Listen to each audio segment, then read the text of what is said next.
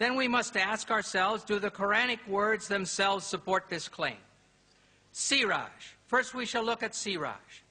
In Surah Noah, which was read above, in Surah Al-Furqan 2561, it is simply lamp, referring to the sun. In Surah An-Naba 78:13, Sirajan Wahjan means a dazzling lamp, again indicating the sun.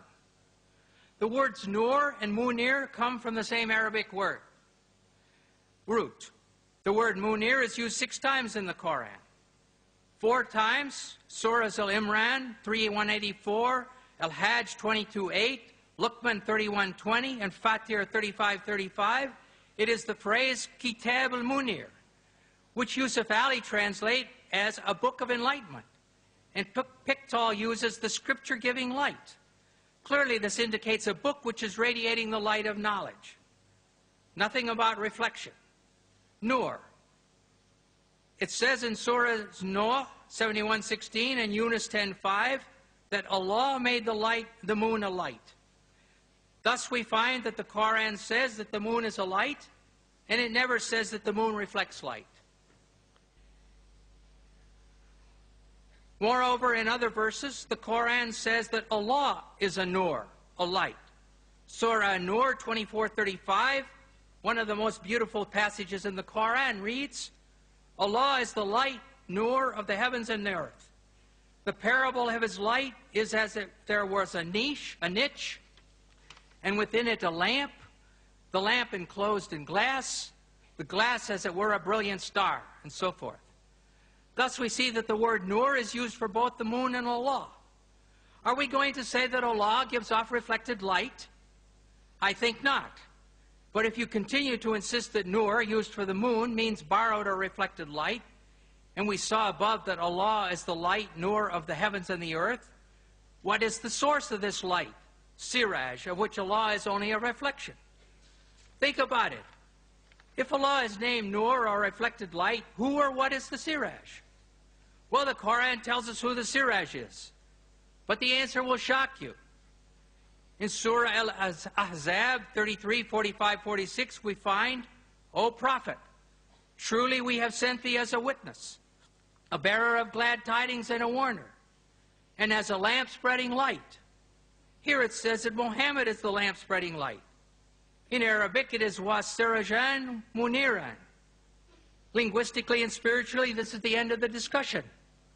Linguistically, Siraj and the adjective Munir are used together for the same shining thing, the person Muhammad.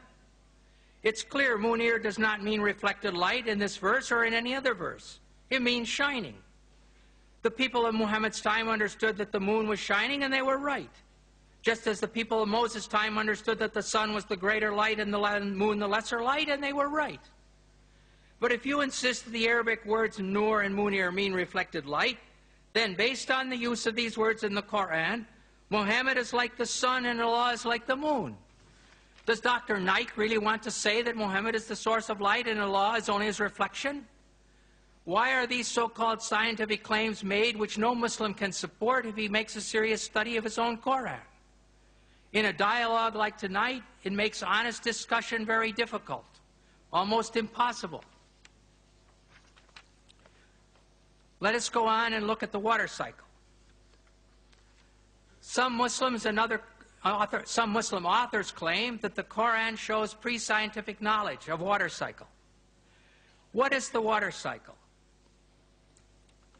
Here in this slide, you see 4 steps. The first step is evaporation. The water evaporates from the seas and the earth. Second step, it becomes clouds. Third step, it gives rain. And fourth, this rain causes the plants to grow.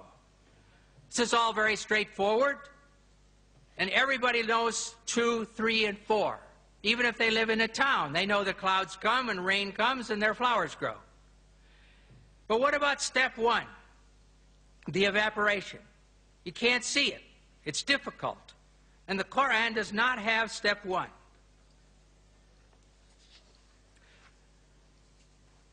Now we're going to look at a prophet from the Bible, a prophet from 700 BC, Prophet Amos. And he writes, He who made the Pleiades and Orion, who turns blackness into dawn and darkens day into night, and then who calls off for the waters of the sea, stage 1, and pours them out over the face of the land, stage 3. The Lord Yahweh is his name. And one other prophet is Job. In 36, 26, 28, at least 1,000 years before the Hijrah, he says, how great is God, beyond our understanding. The number of his years is past finding out. Stage 1, he draws up the drops of water, which distill from the mist as rain. That's stage 3. And then the clouds are mentioned, stage 2, which pour down their moisture and abundant showers fall on mankind. So here in the Bible, this difficult stage 1 is there from more than 1,000 years before the Koran. Now let us go on and look at mountains. The Koran has more than a dozen verses stating that God placed firm and unmovable mountains on the earth. And in some of these verses, the mountains are listed as either a blessing for believers or a warning for the unbelievers.